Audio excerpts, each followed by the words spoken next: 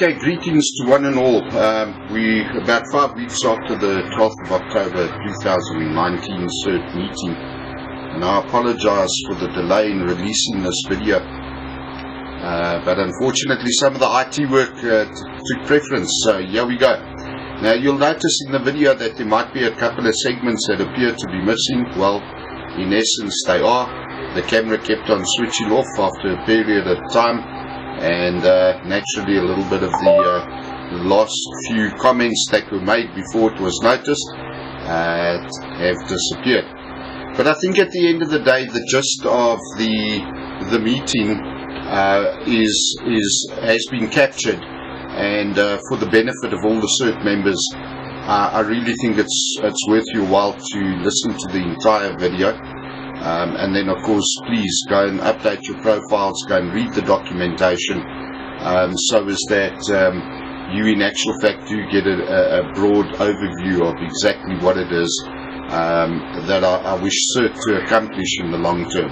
So having said that, enjoy, sit back. As you know, you can download the video, which means you can put it into or onto a flash drive. Plug it into your big screen TV, bring the family along, sit down, coffee, you can even have popcorn. Might be a bit messy with ice cream, so be careful of that, but at least everybody can get a broad picture of what is happening. So having said that, sit back and enjoy. Thanks a lot.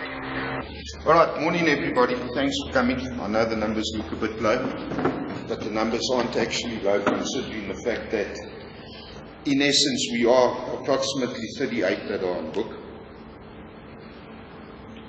And one of the reasons I decided, am I clear in there? Am I in the middle? Yeah. Okay. You got an apprentice, eh? It's an appy. One of the reasons that I felt that we have to get together is to go through plenty of what is happening. And Rory asked me the day before yesterday whether we were going to take minutes of the meeting or am I going to record it. And I felt it's better just to record it, and from there we'll draw the minutes. And also I've got some material that I can fall back on for further training purposes. So I think the first thing that I want to do is say thank you, Adrian, for the use of the premises. Our ideal goal will be to fill this hall. And I'm going to cover that in a minute. Adrian, thanks for the use of the premises, but also thanks for laying everything out and having arranged it and organized it. So I think, well done, Adrian. For those that do not know, Adrian's call sign is ZSXSNY. Mr. Pierre, I believe this belongs to you.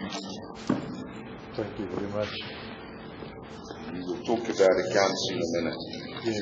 Now while you are there, let's have a look here. 2 pads of each.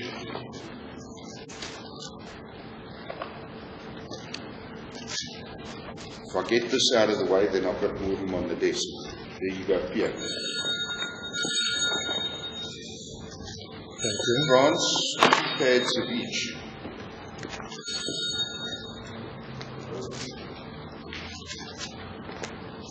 And a book. Oh, Pierre also needs a book. France, would you mind just popping a book there on Pierre's goodies quickly, please? Yes. James, I need to sort the files out now. Let's get those out of the way as well. Then at least you are done. Yeah, start. Gabby.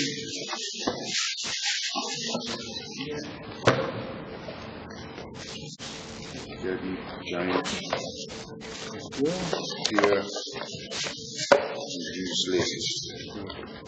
It's Caitlin and Gabby's. I'll put this back in that packet. We'll keep that one for garbage.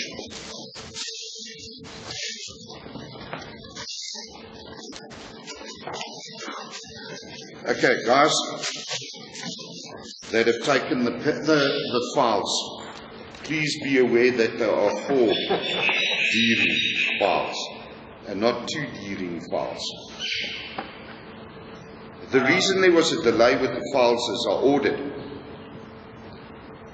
14 files, and a week later they cancelled the order, no stock.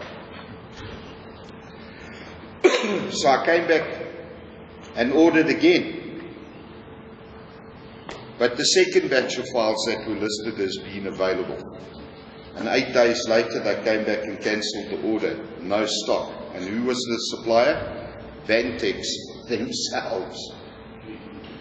So I organised a volunteer, no names mentioned, to go and pick up the files at Macro, which cost a few bucks more than the direct purchase.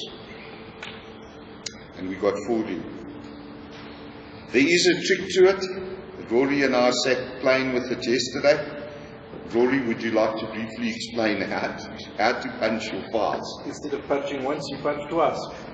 And there's 138 pages, so it's a lot of punching. Alternatively, a couple of us might be able to get hold of 4-ring punches. So if you do print out and you would rather just do that, you can bring it along and we can punch it for you. But basically, you have to, the spacing is not use this for a demo. If you've got a 2 and you've got the slide piece that comes out, you've got to do 2 different spacing, top and bottom. Top one is a little bit higher than the bottom one. How about you just use this as a template? You can, or just grab a scrap piece of paper and practice a few times. But it is a mission if you don't have a 4D punch. Alright, so basically if you take your normal punch and it's got the slide adjustment to it, normally you pull it out the full distance for A4, put it in, punch, and it punches the 2 center holes. What Rory discovered yesterday is if you push it in all the way, normally it doesn't go past a certain point and it leaves, what was it, 5/8 of an inch or something. I think that was the number you came up with. So put it all the way in, take your page, put it in, bring it up against the slide and punch. It will then punch this hole and this hole. Now, currently, there's 138 pages. Excluding your licenses. We will talk about that in a minute. So take 15 pages at a time, pop it in, punch, turn it upside down, pop it in, punch, until you get to the end of the pack. Then when you get to the end of the pack, it becomes a little bit tricky. Because you've got to pull your slide 1 slot or 1 notch out. And you've then got to take your page, so it was face up, and you've got to invert it, and then put it up against the slide and punch. Now it'll punch this hole and this hole. And that is where Rory's recommendation is simple. Take some scrap paper and trial and error. So right, so kicking off, thanks guys and ladies for joining us this morning, which is the first CERT meeting where we've actually come together. I must admit, my brain is awash and swimming with thought, with process, with concept, with ideas. And over the last 6 months, 7 months since the launch in February, Adrian, Kyle, Rory, Stephen on occasion have spent quite a bit of time at my place where we've been discussing, planning, organising, etc. From my business perspective, in terms of domain solutions, a lot of time has been dedicated to and been put into MCOM Assist on the one hand, and secondly CERT on the second hand. Has everybody seen the basic radio communications manual? that one. The black. No. The black book. Just pass your basic comms book down quickly, please. I know that Stephen and Yeah. it's not black, eh? Well, it's dark. It's maroon. Shadow. It's actually maroon. It's the same color as the file, eh? It's just shaded. Okay, you've seen it. You've got one. James, Stephen, Pierre, France, you've got one. Adrian, you've got one. And of course, Rory wrote it. He doesn't have one, by the way. No, seriously, he doesn't. I got the test print that's got the errors in it. Yeah, you got the prototype, eh? It's available. Yeah, we can get more printed, yeah. Yeah, definitely. So let's look at a couple of issues and then look at some of the planning that needs to be taken into account and consider what we are doing moving forward. A couple of things that I want to cover. I just made notes during the course of the week of the needs that need to be seriously considered by all CERT members. So for the benefit of the camera, that includes you. Who is or who has joined the Facebook CERT page? Yeah, I think I have. Anybody here that hasn't? Is it?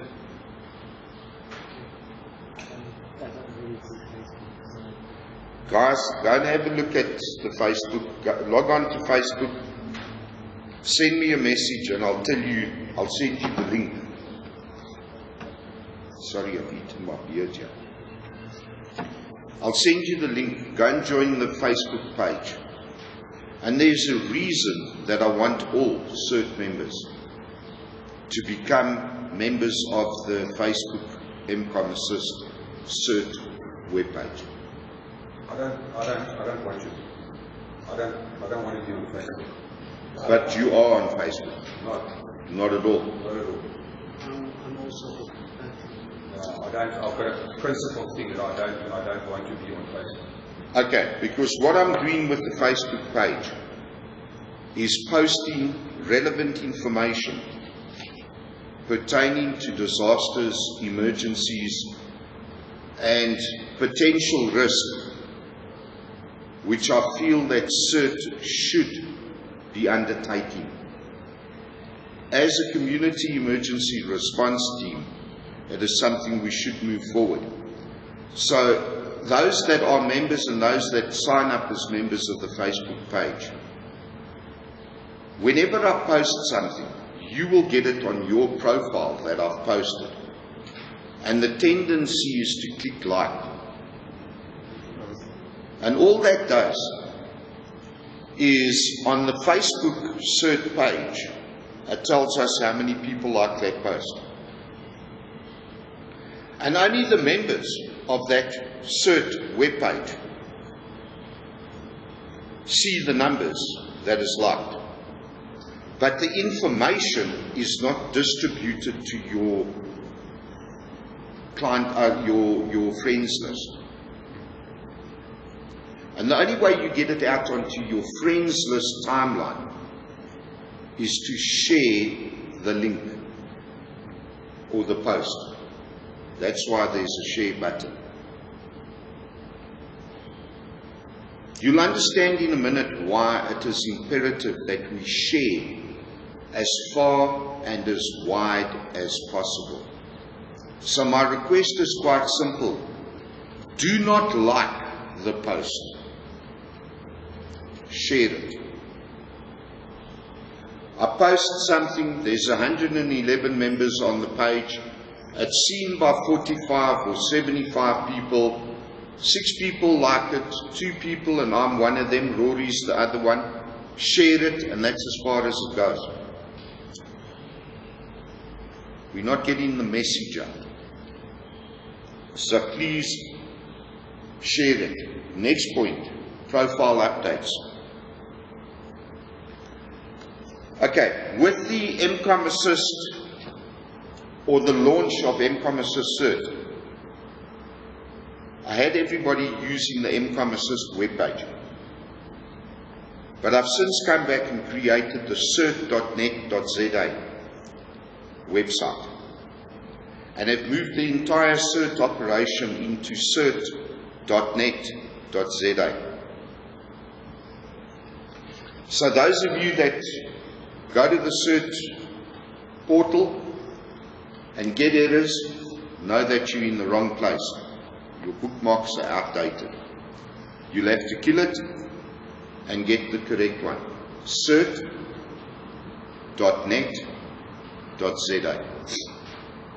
I would assume you put that on the group. I have put it on the group several times.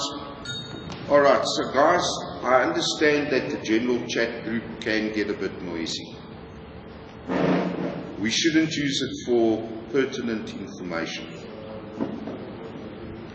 If you got something that you feel is important that should go out to all of the CERT volunteers, send it to Rory or send it to myself.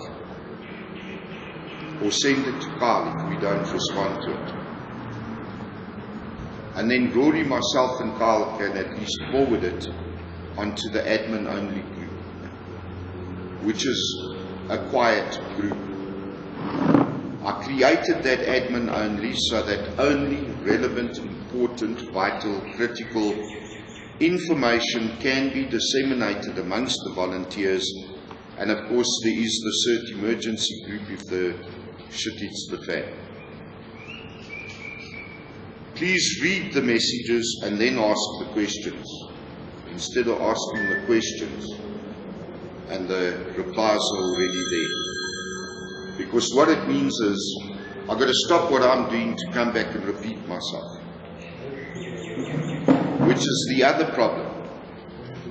I repeat myself once, twice, 3, 4, 5, 6, 7 times, and you get 50%, you get 40, you get 80. Because the questions take us in a different direction. So we need to seriously look at having some type of commitment of coming together where information is given, discussed or otherwise once. That we all come onto the same page. And it is for that reason that I decided to eventually sign up for Zoom. Now I want you guys to understand that web conferencing is not new to me. I ran a Zoom type server 15 years ago and it was still called Microsoft's Link server. But on ADSL it didn't operate very well, so I canned it. And over the years, various other applications have come up, and Zoom has really become the most cost-effective, especially for you as volunteers. You can create an account, but you don't need to subscribe to anything. When you create an account, you can set up Zoom meetings with other Zoom users at no charge. But your meeting is limited to 40 minutes only. At the end of 40 minutes, they kick you off. But because my type of meetings go on longer than 40 minutes, I have subscribed. So a cost to me, personally, for CERT purposes, is currently at about 260 Rand a month. Why did I decide to do that? So that we do not need to travel to get together and meet.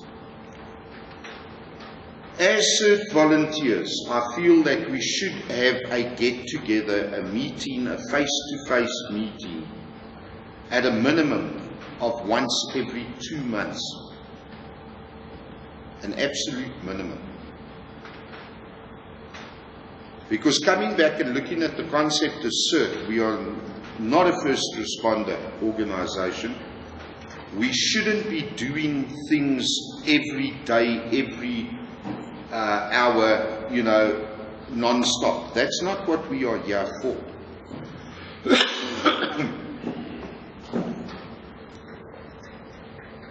Which is why I've subscribed to Zoom. And moving forward, CERT meetings will be held every 2 months. I will try and do it for like the second weekend of the month, like this, this weekend is the second. And then we can move on and do whatever. Because during that time period, you guys should make notes of questions or areas of concern that need to be raised and discussed. So please bear in mind that we will do the Zoom meetings moving forward. Now, coming back to the profile updates, it is imperative that every CERT member, not member, volunteer, updates physically, hits the update button on the website. Because during the course of the month, I will get questions from certain quarters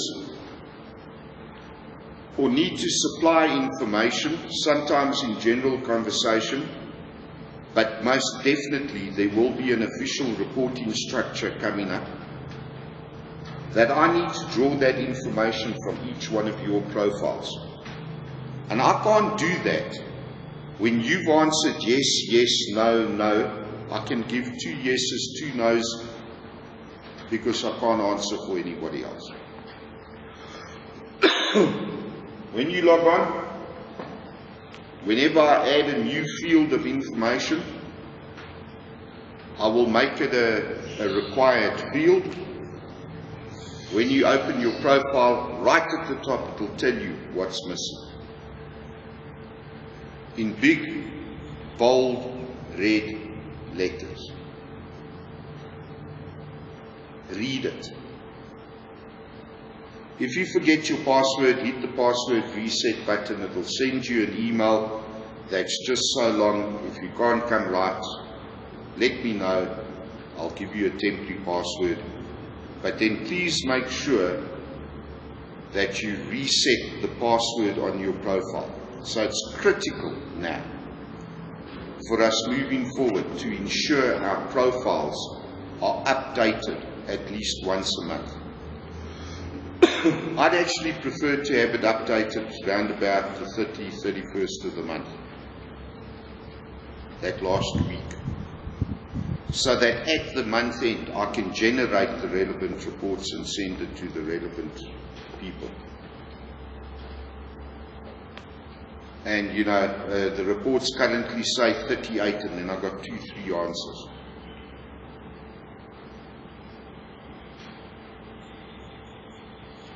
Now, I made a note on replies to questions.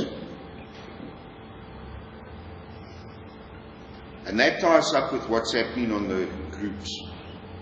Questions are raised on the groups. And boy, do we go off at a tangent. I know, Rory and I are guilty as well. We normally swing it over to the Baofeng side. That's inevitable. But you must know that by the time that we've got to the Baofeng side, somebody has taken it off on a tangent. We've got something on a private message. And it just becomes total chaos. So we're creating our own confusion and not finding a solution. So let's be a little bit more diligent on our WhatsApp group comments, especially on the CERT volunteer side or group. The general chat is there specifically for us to beat the living shit out of Baofeng users. It's there for general chatting. Rather than leave the group, if you are busy and it gets busy and noisy, mute it. And when you're not busy, maybe just browse through or skim through the messages. Rather not leave the group. Because now it's too noisy and Francis left the group. There's information that needs to go out. I've got to put it out on the CERT volunteers group, so I've got to post it twice. And then I get private messages from both sides. So we're creating our own confusion. Nets, weekly nets. Guys, one thing that we've got to be 100% clear about can only be accomplished this way. What is the purpose of CERT here? Short and sweet, your personal opinion. There's no right and no wrong answer here. So don't be shy to speak your mind. To be available on air mostly when any like disaster strikes. Okay, Stephen? Exactly the same thing. Robert? Community emergency response. So in case of an emergency, to have a community group that are aware of processes, systems, where to find help for response. Okay. Ethan? People that are slightly more knowledgeable about an emergency that can help where help is needed, that aren't lost in not knowing the information. Okay, Tate? That's where people are willing to assist in any shape, way, or form. Okay. Goes wrong. Adrian? I agree with most of these statements, but I would like to add, it's more on the personal side, to be more prepared. And this is a process of becoming more prepared. Okay. Myself. Florence? To be available for community response, to assist the community. Okay, James? To prepare community which is available to assist in times of need. And now I forgot your name. Come back to see Say again? what you said. That's up to Come me. back to Thank you. I knew there was an et in it, but I couldn't remember what et or et. I didn't want to say it. Antoinette, that's it. All right. So, Pierre, what type of organization is CERT? Sorry, say again? What type of organization is CERT? Uh, I'll give you an idea. What type of organization is Netcare 911? Emergency service, corporate emergency service. Medical specifically. yeah. So, It's a voluntary communications service. okay. Stephen? This is what you What? communication emergency response. Communication. You mean community? Community. Robert? Yeah. Volunteer Community Association. Okay. Volunteer based. Volunteer based. Okay. Take.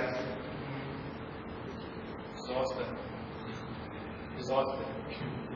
Okay. We are volunteers. Okay, there's some of us that is radio hams as well, but it is on our side, on my personal side, it's structured to their communication, because it's like everybody. Okay. Franz? Yeah, community,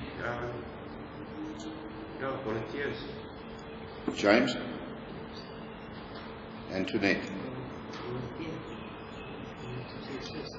All right. What has transpired at the moment is my doing, my fault, my failure, personally.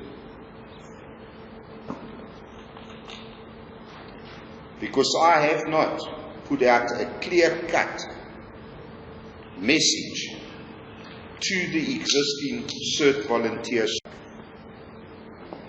The general concept or perception that CERT volunteers have, and I say this because privately I've asked individuals, other individuals, what are,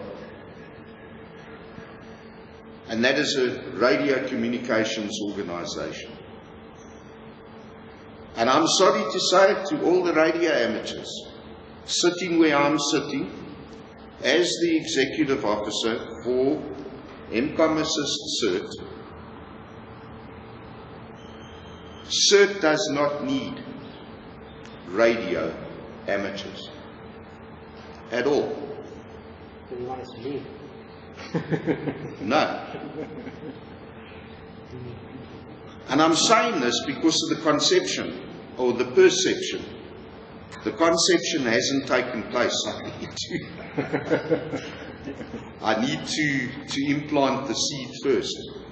The perception is that we are a radio organisation. And to the radio amateurs, we are nothing more than Hamnet's competition. Stuff Hamnet. We are not Hamnet. And we've got nothing to do with Hamnet. We've actually got nothing to do ultimately with radio communications. Whether that be a CB club, whether that be the South African Radio League, or amateur radio club. We've got nothing to do with any of them. So let's be quite clear now, that when you guys talk to other radio amateurs, friends, family, colleagues, or any other group of people or individuals, get it out of your head today that we are not a radio communications organisation. In essence, to put it down to the ultimate organisation type, based on what I have posted on the web pages of CERT, and including the policy directives, we need to have a team of volunteers who are drawn from our local communities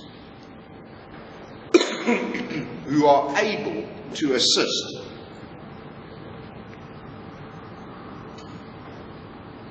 primarily during times of disaster, not even emergencies. I don't believe there's many volunteers, registered volunteers, that can actually define the difference between disaster and emergency. And I'm going to say the following. Now, I'm not going to pick on anybody specifically, but I'm going to use the word you. You, the individual, is at fault for not knowing the difference between what is an emergency and what is a disaster. There's a big difference. You take people like Netcare, ER24, EGM, all these other ambulance services, JMPD, SAPS, they deal with emergencies on a daily basis.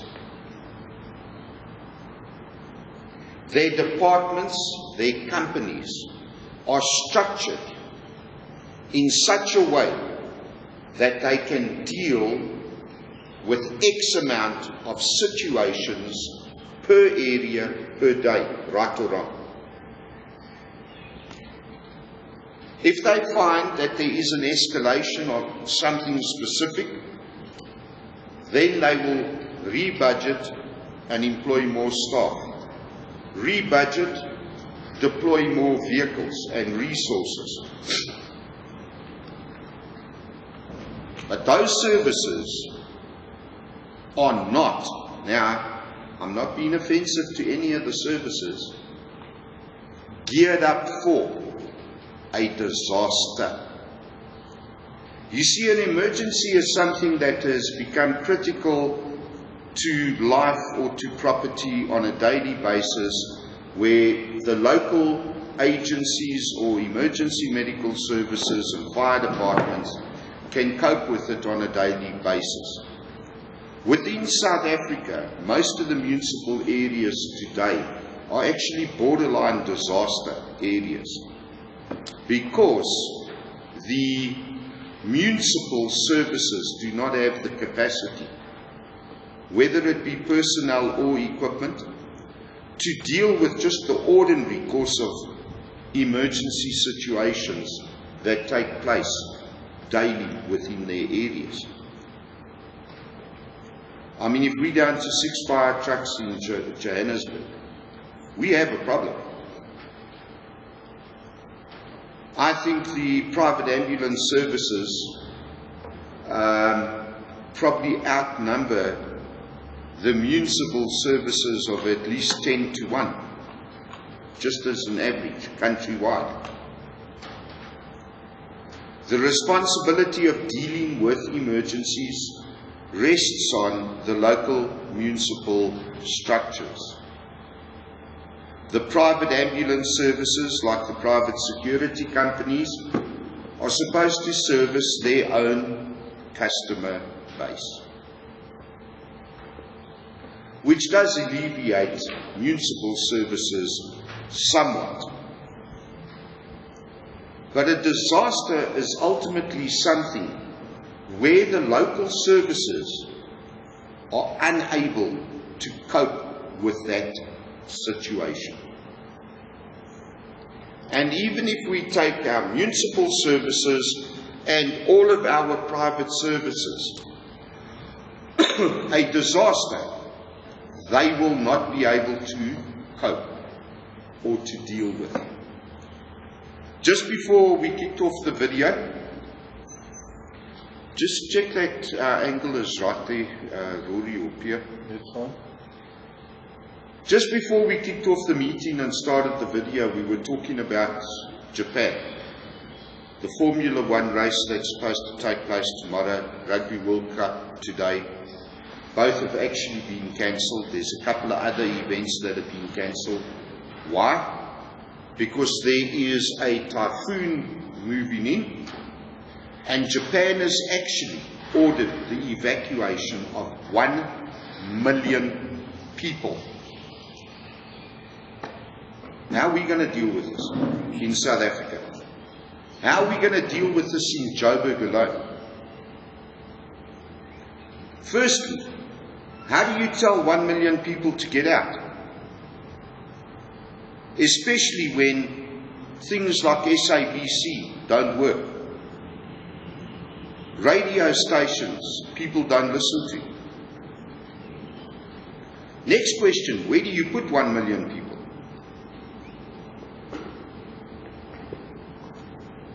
So the difference between emergency and disaster is something totally different.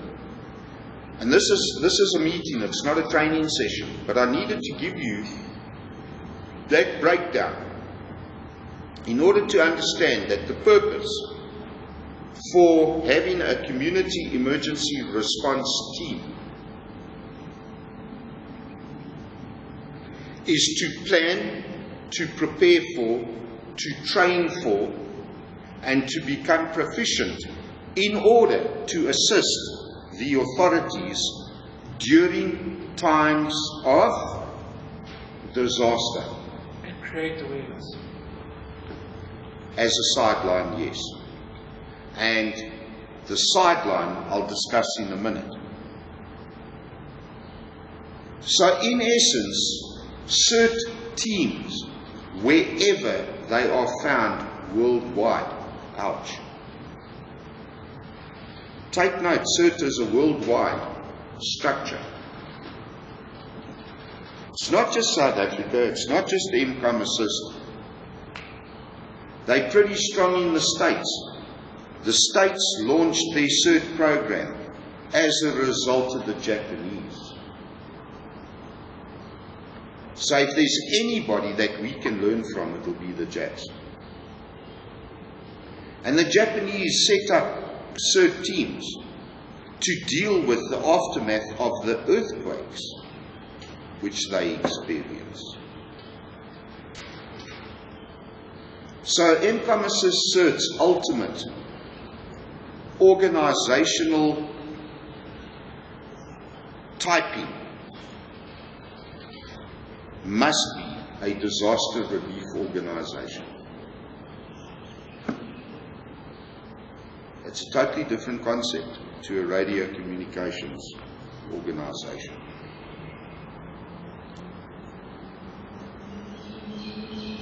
Radio communications is one of many areas where we need to be prepared. There is a place for radio amateurs. And to be quite honest, I'm going to say it to every one of the radio amateurs now. The radio amateur mentality does not have a place in CERT. We cannot have it. CERT needs to concentrate on various areas whereby they will assist in a disaster. And bringing it down, not on a national or provincial or municipal, but on a local community basis, we must be able to assist the authorities before the authorities can get there. We need to concentrate on bringing relief to the injured, providing assistance to those that are shelterless or displaced within our local communities. We need to look at ways of assisting our local communities or mitigating the risk of having an entire community destroyed by fire, for example.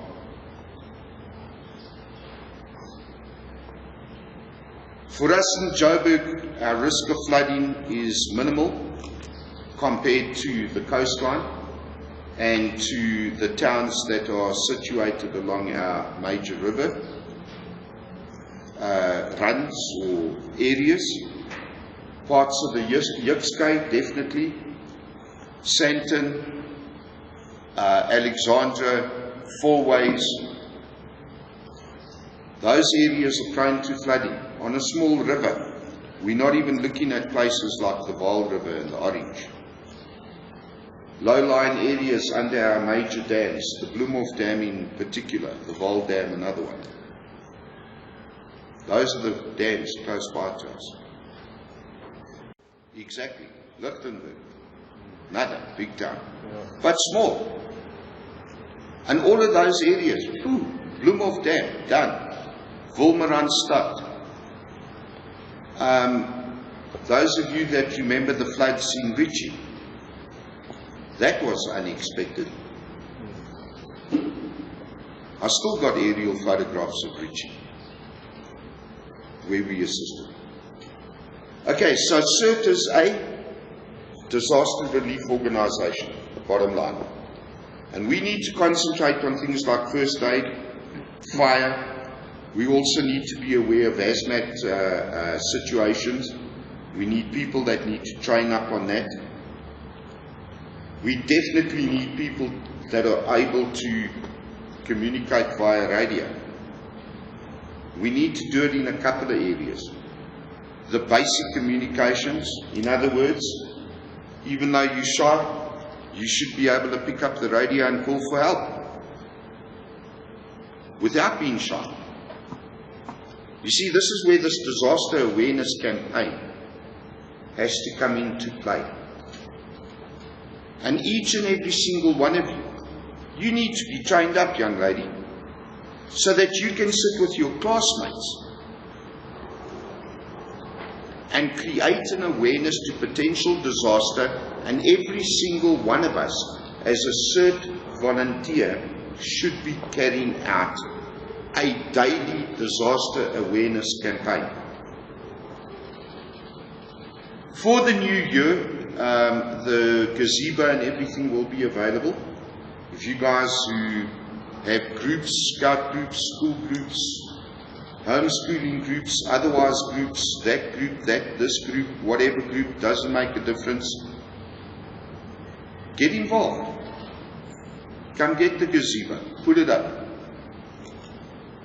Go and help them out with whatever they want to do, even if you go out there and sell, boerewors rolls at a tractor. I don't give a continental. Because I can tell you, selling boerewors rolls, you're going to learn how to, in actual fact, feed people. I need you for shelter assistance. So CERT needs to move itself forward into creating disaster awareness. What is the advantage? Firstly, our local communities get to know us. Secondly, our local communities start learning what it is that they can and cannot do, and if they can't do something but are capable of doing it, they can step forward for training. Thirdly, we definitely can recruit membership or volunteers to build our teams. So we need to take this training aspect very seriously. As a disaster relief organisation, there are certain areas where CERT can provide training, and other areas training will have to be outsourced to official training academies. Specifically on the first aid, the firefighting, hazmat, those areas will have to be outsourced. So our CERT volunteers need to start looking at where they're going to fit in. And guys, just because of the fact you're an amateur, a radio amateur, Adrian's made it quite clear. He's like me. We can work base.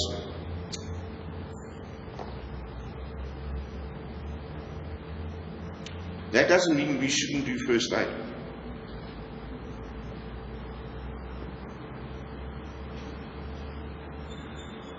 Because this young lady might call up and have a problem. And I don't know if there's anybody in this meeting today or any of the volunteers that are going to listen to this video at some stage. If any one of you has ever provided telephonic assistance over the phone system, over the landline, and saved a life that way. France, you probably one of the few that could have done it. I don't know. But I can tell you I have. With a young woman, how old are you? How old? Your age. We saved her grandmother's life doing CPR, which she learned from me over the telephone when I worked for Executive Communications.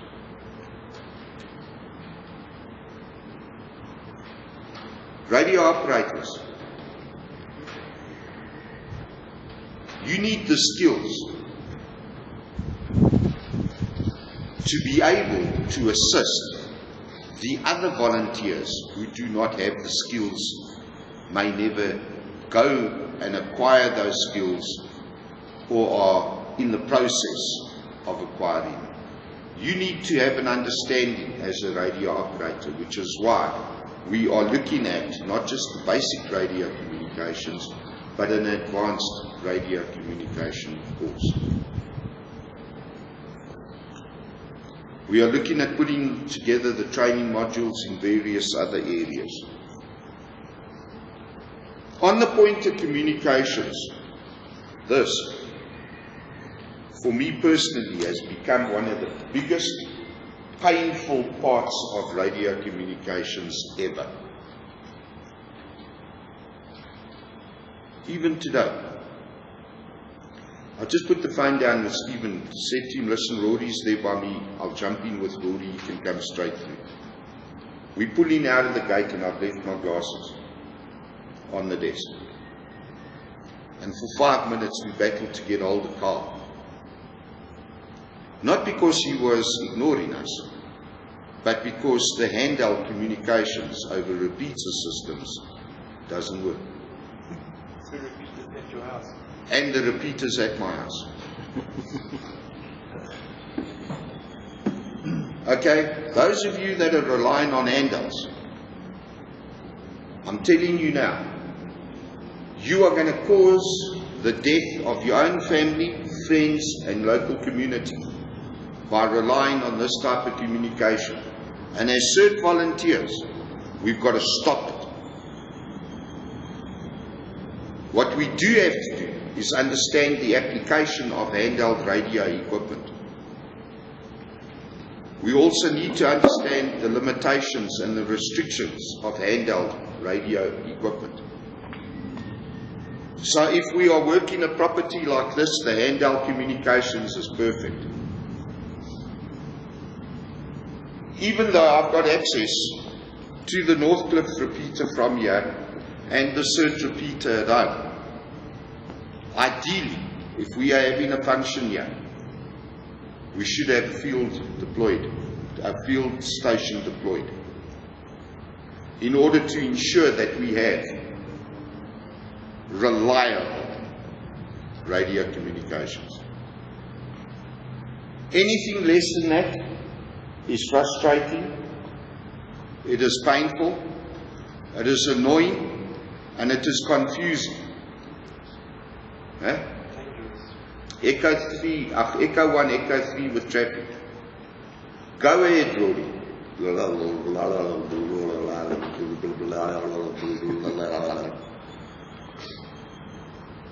Holy crap, he's in the car.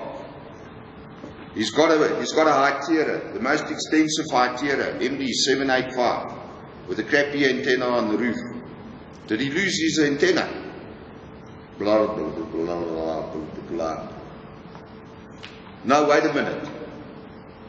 Maybe he didn't lose the antenna. It's 10 o'clock at night, or thereabouts. Do I go through to the office? Do I unlock the house now, get back into the control room? Blah, blah, blah, blah, blah, blah, blah, blah, blah, blah. Flip it, for all I know is he's actually in Edenvale. He's 2 kilometers away talking on a handheld inside of a car. But he's told me with traffic.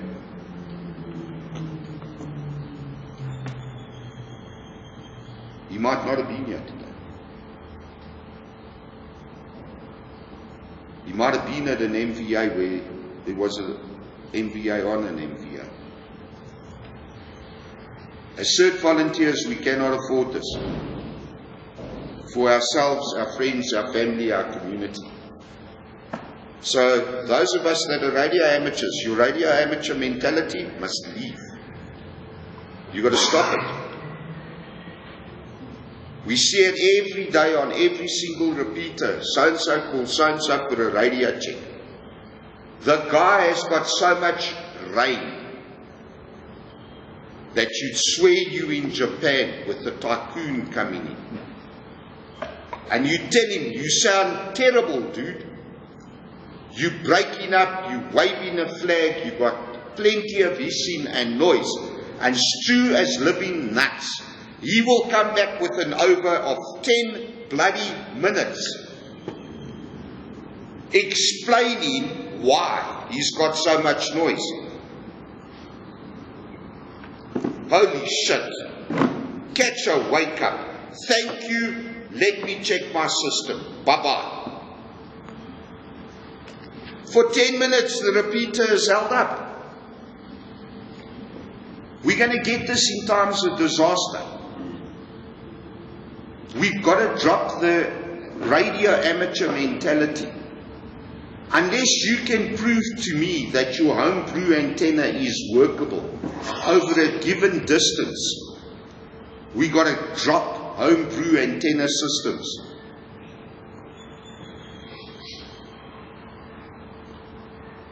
We've got to stop using handhelds.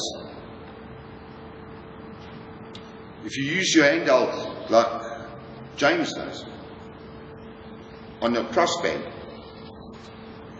that's a different thing altogether. except when you use a bloody Baofeng on a crossband. And I'm sitting, there's the crossband radio. There I hear the repeater kick in, there I see it transmitting, here's the Baofeng, and I get 1, 2, 3.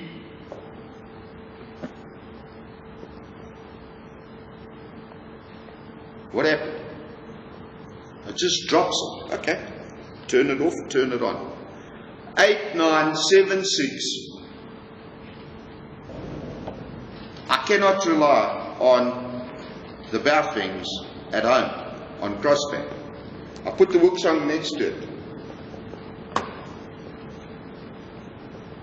Goes dead, and I can still hear. We got to stop this radio amateur mentality. You might be licensed to experiment as a radio amateur, but you are not going to be licensed as a CERT volunteer to experiment. We are here to provide a service. Firstly to your friends, your family, and then your community. And each and every single one of us needs to look at this. Now, there's a cost implication. Which is why, from a CERT perspective, there's a couple of plans afoot, but it's going to take work and it's going to take time. It also means that, from my perspective, and each of you from your own perspective, we've got to be reasonable and give all other volunteers reasonable time to acquire the relevant training, firstly, the relevant equipment, secondly, whether that equipment be firefighting gear. So if you need something and you want to concentrate on fires, you will have to source it. First aid bags, the disaster assessment response teams that I plan on putting together. A river that suddenly appeared out of nowhere that used to be the November 1. For all you know, you might be sitting on the roof of your own damn car floating down the river that was on the N1, and there goes Modderfontein, here comes Lindbro, and here comes Bartlett, and here comes, and I'm sitting on top of my car instead of driving it, and we're doing a loopity-loop at 360 degrees. You need equipment. So each and every single CERT volunteer really and truly needs to sit back and say, look, I cannot afford the equipment now. But what I do have to do is start putting together X amount. I've got to squeeze it somewhere. I've got to squeeze it so that in a year's time I can in actual fact get that equipment. Now I want to tell you this, that as the executive officer for CERT, I am looking at alternate ways. Because now that I've been able to get some sort of plan together, a minimum requirement list, who's looked at it yet? When you do look at it, you're going to shit yourself. I'm serious. The first aid kits, I'm telling you, that you can go and buy at Dis-Chem now for 200 or 300 rand, don't waste your money. Put that money into an envelope under your mattress and keep it towards getting a decent first aid kit. France will bear me out on this. It's bad enough that the level 3 standard is a lot lower than what I'm accustomed to. However, it is at a level where that type of first aid kit, I think you should have at home if you've got a baby. Because the only thing you can do with that 200 or 300 rand first aid kit is apply a band-aid. And that's it. If you are presented with a patient who has been injured as a result of a motor vehicle accident, which you happen to come across, and that can happen, or it is your next door neighbor who's trapped inside of his house because of a disaster, that kit is a waste of space. The paramedics carry big bags. There's a reason for it. Because they are prepared for the Band-Aid application to a full resus in the field, right or wrong, up to their level of training. To put together a reasonable first aid kit for the motor vehicles, I know the cost price is about £1,000. To put together a decent level 3 first aid kit, and not your regulation 7 factory first aid kit or regulation 3 office first aid kit, something that is reasonable for your level 3. I mean, really, let's give you a splint of just so long, whether it's green, blue, white or otherwise. How long is your femur?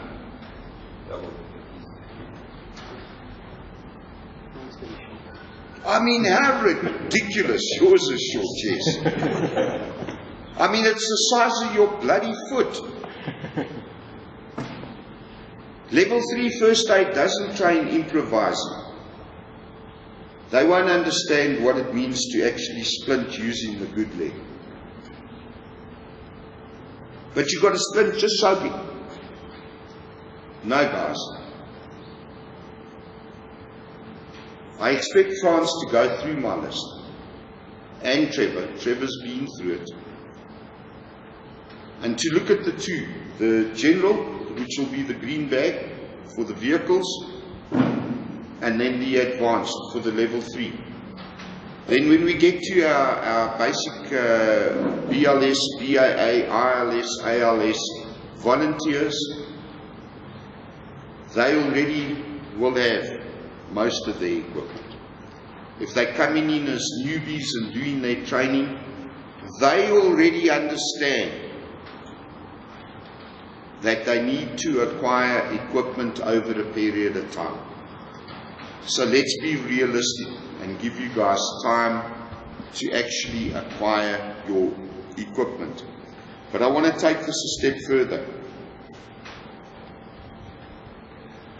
I'm currently in discussion with 2 others, and I'm considering forming a non-profit company as a whole. And taking it all the way through to the non-profit organisation and public benefit organisation level. In order to do that means that minimum of 3 of us have to get together and form the company, become directors of the company, do the registrations, comply with all the regulations. Now look, annual reporting, financials in particular. To SIPC, that's the one, and then to the Department of Social Development. I'm not here to play games. I really want to see community-based emergency response teams being able to assist in times of disaster. Some of the advantages of forming the PBO will give us the benefit and advantage of firstly seeking grants, fundraising legally, and also acquiring donations for specific projects. Provisionally, I'm looking at some of those projects being the running of radio networks, the supply or financial assistance of medical equipment, firefighting equipment, radio equipment, and also other areas that need to be dealt with, such as training. These are expensive things that need to be dealt with. To accomplish this, I need commitment from volunteers. And I need you guys to step up and get involved in the training that we provide for now, being the forerunners of this particular organisation, let's put in what we can for the benefit of those to come. Let that be our contribution up front. Alright, coming up to the radios again, because of the cost implication. CERT will be running 3 different networks. The CERT simplex frequency, the CERT repeater frequency, of which I've already laid out over 30,000 Rand personally for you guys, which will be situated at my house. Our coverage is not too bad, but like radio communications, if you're in a hole, don't expect to get out. The normal rules for RF apply. And then the third network will be the tactical network, which will be from the Northcliffe repeater. That's the full-blown commercial network. Ideally, I want every single CERT volunteer running all 3 of those networks. Now, using the DMR side of my CERT repeater network, I'm looking at recovering some of the cost and capital outlay by making it available to the commercial market, which has got nothing to do with you as a volunteer. And unfortunately, I do have the pricing here. I can confirm it, but the annual simplex frequency that will be made available will be at 180 Rand per year, per radio, unless you are a CERT volunteer. If you are a CERT volunteer, I'm prepared to make that available on a per household licensing instead. Okay, R14 Diepsloot, we seem to have protest action. R114, sorry. Alright, so let's have a look at the pricing that I'm going to make available for you guys. Especially seen as the DMR radios are reasonably expensive. I'm going to give you time to acquire DMR equipment so that we can move over into the other areas, specifically the CERT tactical network. Alright, for the average man in the street, 180 Rand for the simplex frequency per annum, per radio. For the CERT repeater will be 1,500 Rand a year per radio. And then for the commercial network analog, the other 2 you can use DMR or analog. The analog through Northcliffe is 2,400 Rand a year per radio, and 2,700 for the DMR. However, as a CERT volunteer, you can subscribe to the simplex frequency for 180 Rand a year per household, which means for non-amateurs, you can communicate with family members of your household. Your friends can subscribe individually, and of course using the same frequency, you guys can all talk together. The CERT repeater will be 1,500 Rand a year per household. Now, on the per household licensing, there has to be some level of trust here. I will give you my frequencies that you can program into your own radios of your own accord.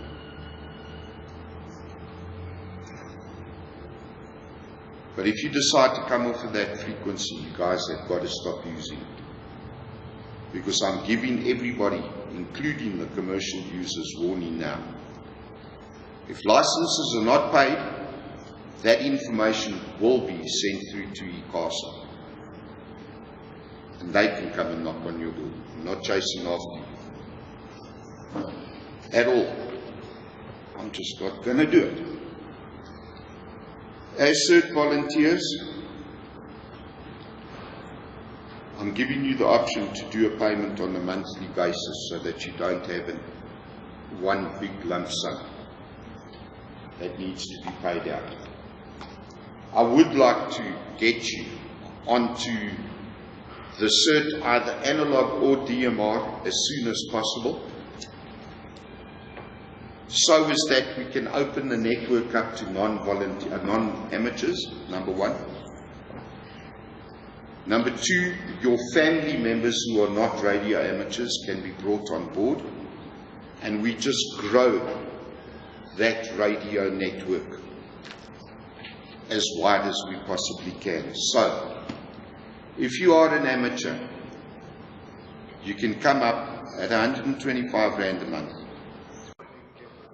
Okay, keep it off of the cheap Chinese shit radios.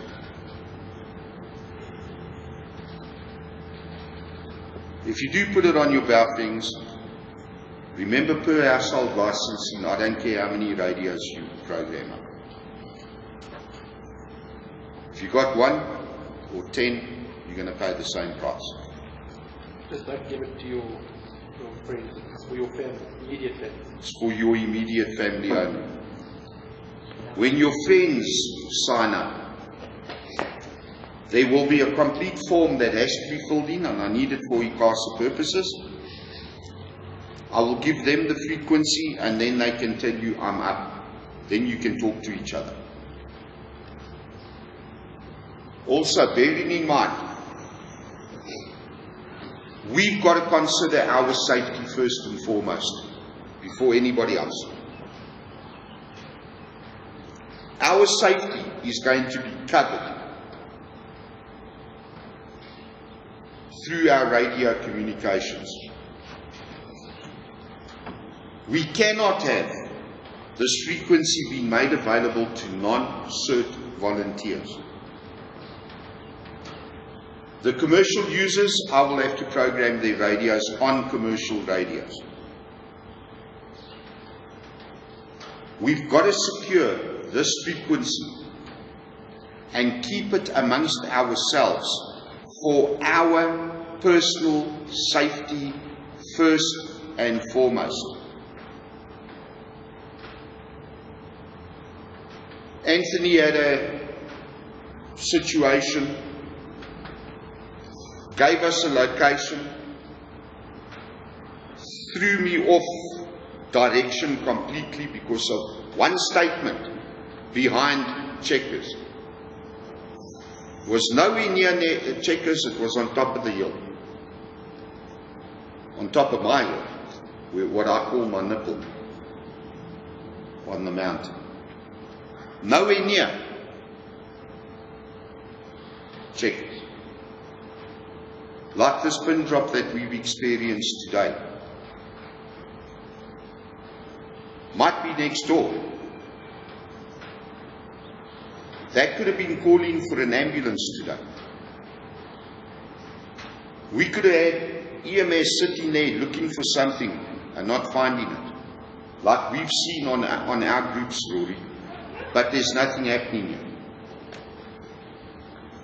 And people's lives in here could have been lost today because of bad communication. Bad communication can take place over our 2 meter, 70 cent HF, whatever. We need to secure our frequency and keep our safety at the forefront of our minds. So as a gesture of goodwill towards the CERT volunteers, I will give you those frequencies privately. It will not go out on the general chat group at all, and it must not be shared with anybody else. The danger is, because it is analog, Other people with scanners will be able to determine the frequency.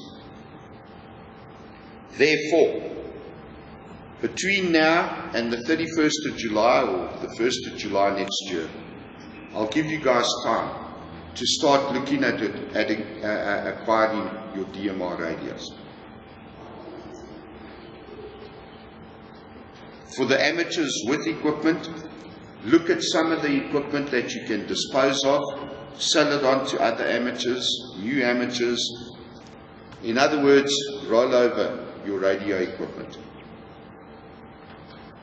Bring on a DMR radio. Get it up on your base station. Because the DMR, nobody else can find the frequency and they can't understand what we're saying either. So between now and next year sometime, I will still set the date. I think it's going to be 31st of July. The analog repeater will be operational. We need to get as many people up on the DMR networks, even your DMR in the vehicle. You running a company vehicle will be a bit problematic, I think, unless you ask very nicely, which they might give you permission. And I think that when France understands exactly that CERT is a disaster relief organization, and more importantly, has got a commitment from the volunteers, their employers might be more prone to saying yes with a magnetic mount antenna on the car. For the PBO status fundraising, I've got to prove, and the directors of this company will have to prove, that we are worthy of receiving donations. Every volunteer will have to have a commitment and make a commitment financially. Sorry guys, that's just the way that it is. Remember, 90% of it is towards your family first and foremost, and the other 10% is to your local community.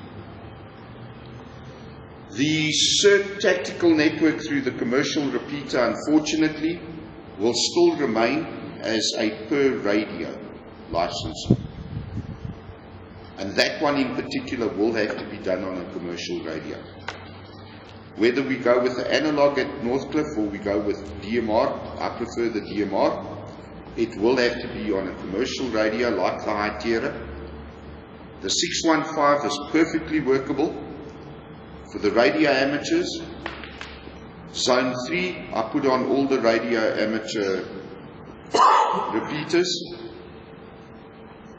There's a combination of repeater and analog. The common repeater is there. You guys can still work your amateur bands without a problem, or your amateur 2 meter without a problem. The 4x4 frequency is going on zone 2.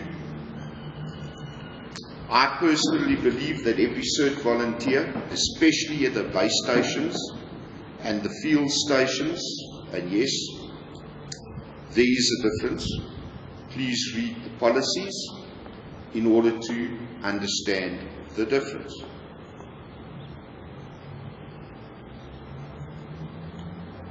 I believe every CERT volunteer needs to have the 4x4 frequencies, especially with the plans, and I'm not going to mention names,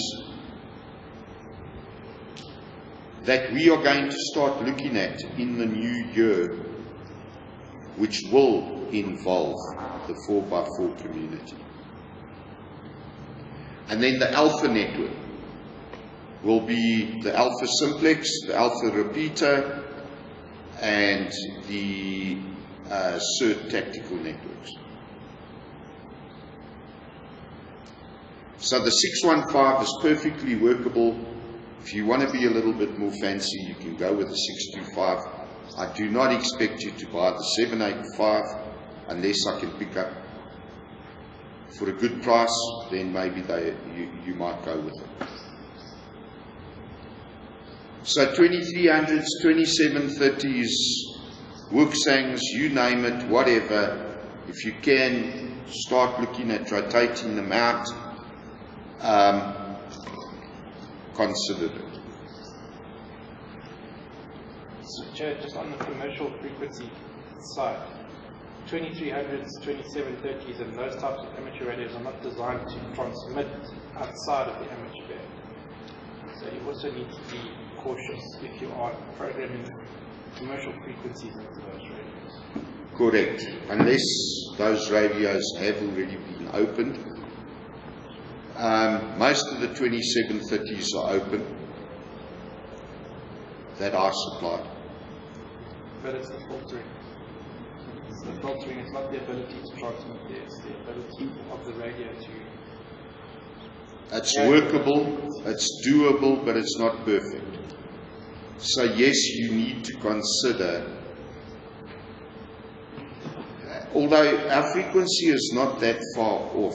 Just at your own risk. If we were up at that 170, I'd say yes.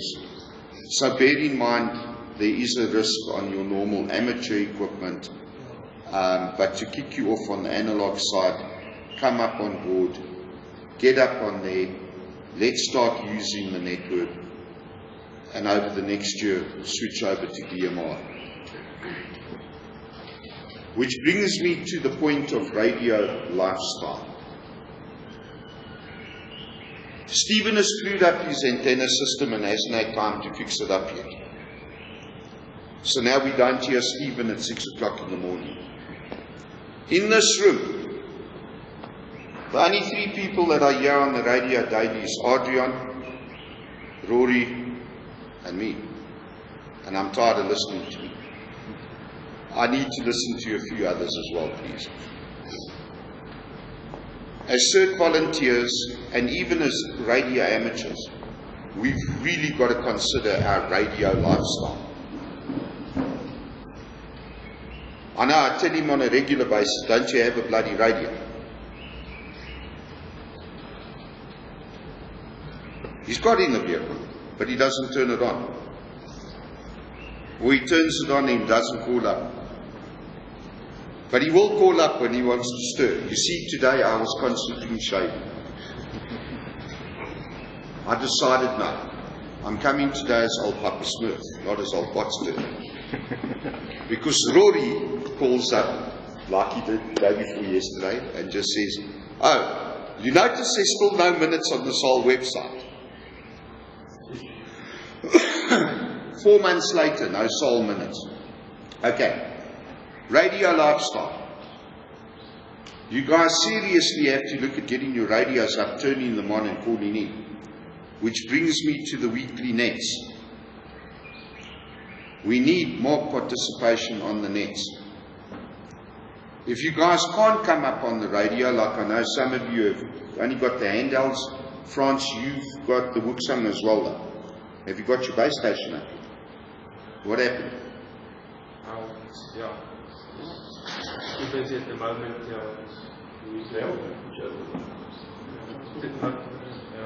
it's not getting to it. Do you still need the antenna though? I've got one from you. What did you give him? It's a commercial Shout. Your side. Have you got your antenna though? Turn around and look at that man. And ask him to help you with the JPOL.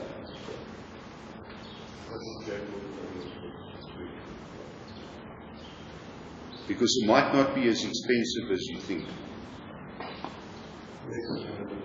I don't need a radio, so Yeah, but at least with the JPOL you can put it on your the wood side. Plug an empty tin of fake beans into the current.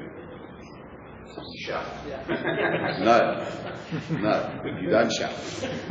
Because you eat the baked beans before you put the can onto the coax. And then you just fart. And everybody will hear you. Okay, guys, another thing, amongst the CERT volunteers, and especially amongst the radio amateurs, we need to make ourselves available to assist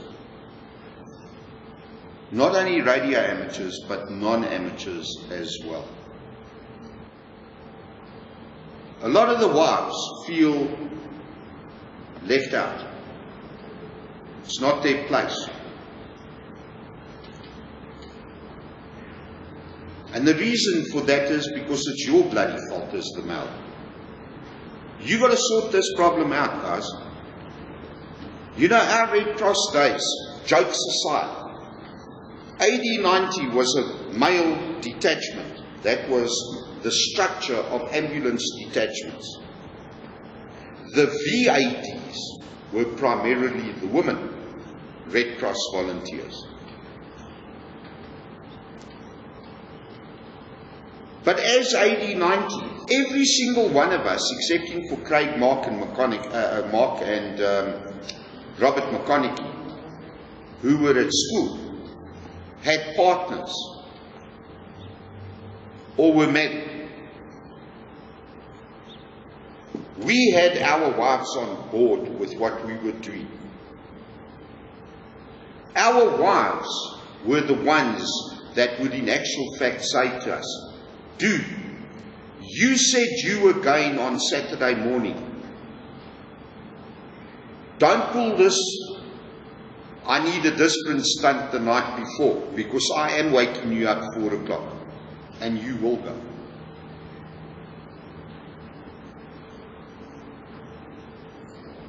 We didn't have radios. We didn't have cell phones. We had telephones. And wherever we were, we let somebody else know whose house we were at and what the contact telephone number was. And if I went out somewhere and I didn't take Emo with, Emo knew where I was. And if something happened and France needed to get hold of me, Emo would give him the number. Or at least tell him, I'll phone Chad and he'll phone you back. Sunday afternoon nets, we go out on outings and whatever else. You've got Zoom, you've got Echolink. My appeal to the wives and to the partners of the CERT volunteers is simple. Drag them along by the ear to whatever it is that you want them to do with you and your children. But at 5:30 on a Sunday, allow them that half hour or hour to join the rest of the volunteers using either Echolink, Zoom, or their two-way radios. Alright, every CERT volunteer must go and have a look at the policy directives and get an understanding of what is going on there. You'll notice in the policy directives, those of you that choose to remain as base station operators only, I'm asking you to, instead of having 2 incident report pads and 2 message report pads, have 10. So that the guys that are around you, if they need a pad, they can come buy the pad. Take note of the keyword, buy the pad from you. Pad prices are $25 a pop. There's 40 pages on a pad. That means 20 messages or 20 incidents. Just please, base stations, buy a couple of extra. You know, like Pierre, for example, you and Battis out that side. If you run out, you can get from Battis or vice versa. Any other guys that you get in your area, you can pick up. They will do the same with some of the medical equipment, especially the disposable stuff like resus mouthpieces, gloves. I think everybody will have enough of the other, but gloves are something that you should use on a regular. Well, if you don't, you need your head ready. Okay, so we will look at getting some of that stock. Patient assessment forms are covered. The filing of your policies. The policies are dated with a number. So 2018-1107, that's when I do the policy, -001. first policy, 002, second policy. When you file it in your file, put 001 at the top, at the bottom, 002 on top of it, 3, and work it up that way. Your file dividers. There's an index form in one of the policies on the operations file. You'll see I listed alphabetically and then the tab number. So if it is, for example, your radio station license, and it goes to tab 16, put it on top of the 16. And the reason for that is as you go down the list, that 16, you lift it up and the document is on top, not underneath. Are you with me? Perception, CERT's perception. You know, I spoke to somebody, well, it's an ex-girlfriend of mine, funny enough, today for the first time in probably 10 years, via WhatsApp. And she's trying to sell me a CB radio, which I might take, not because I want to see her. No. Funny thing is, okay, wait, I shouldn't let the cat out of the bag until we turn the camera off. No, I can actually. You know, I was very rebellious, and her and I were boyfriend and girlfriend during naval cadet days, so we were 13, 14, and she introduced a friend, and her friend's name was the same name as hers. And then one of the other guys who was with us at Naval Cadets at Bremerton, we were repairing the roof one day and he said, you know, I fancy, and he referred to my girlfriend. And I said, well, that's cool, I fancy your friend. So we swapped. Needless to say, I went to the army and she got married. And during one of my stints at AWOL, we got together again. My husband found out. 3 years later, the hubby and I were the best of friends. So yeah, funny things can happen. So 10 years later, she's got a CB radio that she wants to sell. So I said to her she should join the meeting today and come and learn about CERT and, you know, get involved in whatever. No time. No time to help the poor. No time to help the poor. Perception. We need to ensure disaster relief. We are not here to help the poor. We are here to help those that require assistance. Can be in any of the areas or disciplines, for a better phrase. Shelter assistance, childcare, logistical support, transport. We need to bring our friends, our family, our colleagues at work on board. And every CERT volunteer now needs to speak to people, please. We need fresh blood. We need young blood. Robert? Can I ask a question related to that? I guess how we communicate involvement with CERT. For example, we are in a suburb where we have a private security company, CAP, and CAP have fairly overt community space policing or community space security vibe.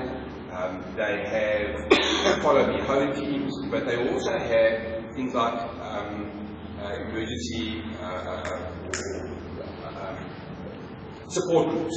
So in the case of a theft or a robbery or a break-in, they've got a group of people that they are access to, and they can come and they can counsel and they can be involved. Obviously that's an emergency, that's not a disaster. But at what point do we integrate, and how does that work together? Second question, very related. at church, we have a disaster response team. 4, obviously more emotional, obviously a food care. A lot of the people that are involved with that group are ladies that are concerned about food, disaster, flooding.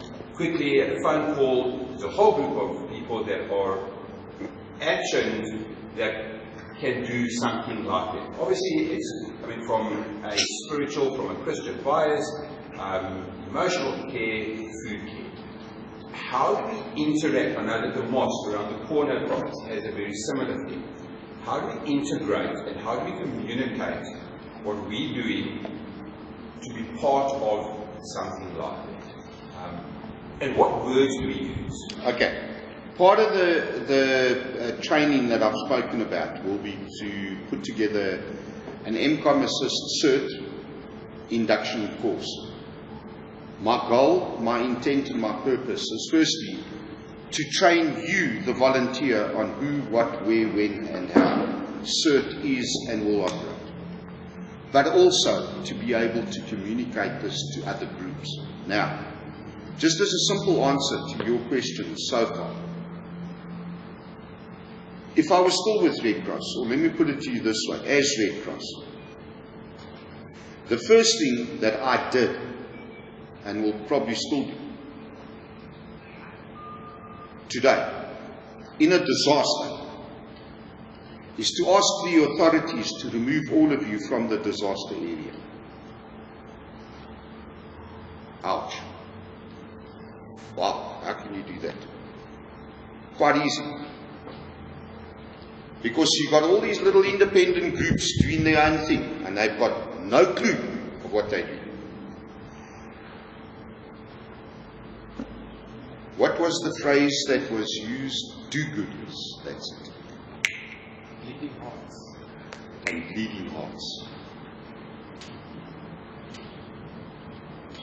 These little groups pop up with the intent of doing good because of their bleeding hearts.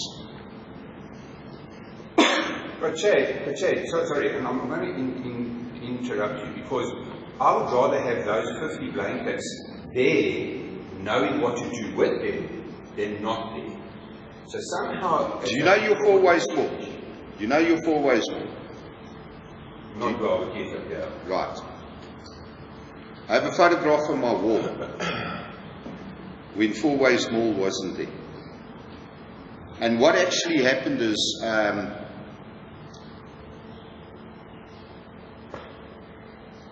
400 persons were moved off of the land in order for the developer to start excavations. And Sandton Town Council, Randburg Town Council, and several of the church groups had an emergency meeting at Randburg Council offices, which I attended. I arrived late because I'd already been out on site for 2 hours doing the assessment, etc., etc. Long story, how does he put it? Long story short. It was quite simply this. The operation was handed to me as Red Cross to coordinate everybody in that meeting. And while we were out there, I did ask fire to bring water, to provide water. So they brought a couple of tankers in. While I was out there, I got a call on the pager.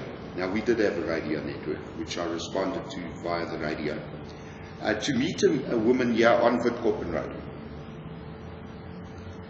and to take the 3-ton truck with her. Because she had a whole lot of goods that they were bringing in by combi, but didn't want to come into the actual area because I'd done what I said, everybody out. And she arrived there and opened up the back of the combi, old Volkswagen 3-litre, beautiful baby that. And in the back must have been a ton of baby powder. And I went ballistic, and I threw her off site. Told her to take her crap with her, but I flipped her upside down. No good. The other goods that came in, the blankets, everything else. Right, how do you integrate these people? through a coordinated effort. That coordinated effort today, unfortunately, will have to be done through disaster management. Our security companies have stepped up to the mark. They're providing services, including medical services, where there is a shortfall. But I can tell you, in a disaster situation of scale, there will not be enough of them, number one. And number two, they're actually going to discover that they are doing things and ignoring other areas. Because the securing of premises is not a CERT volunteer's responsibility. The security companies and officers should be the ones to do that if they can get in. I said if they can get in. They don't have many medical personnel on the road. The likes of Netcare and the private ambulance services should be responsible for the transportation between the disaster scene and the hospitals. That means that they won't have enough paramedical staff on scene. That's where the CERT volunteers come. The security companies should in actual fact be providing security for the volunteers and for the victims. The security companies, my personal opinion, and I'll be the first one to tell them personally, should in actual fact be securing the shelters where there are evacuations. So, the security companies are most definitely required.